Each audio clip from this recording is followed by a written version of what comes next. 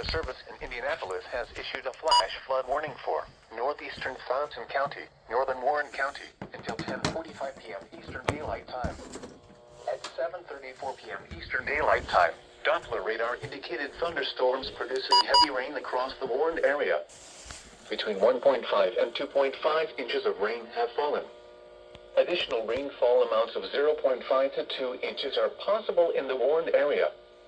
Flash flooding is ongoing or expected to begin shortly. Expected hazards include flash flooding caused by thunderstorms. Source: radar. The following impacts are expected: flash flooding of small creeks and streams, urban areas, highways, streets and underpasses, as well as other poor drainage and low-lying areas.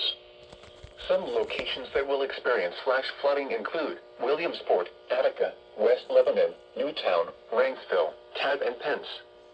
Turn around. Don't drown when encountering flooded roads. Most flood deaths occur in vehicles.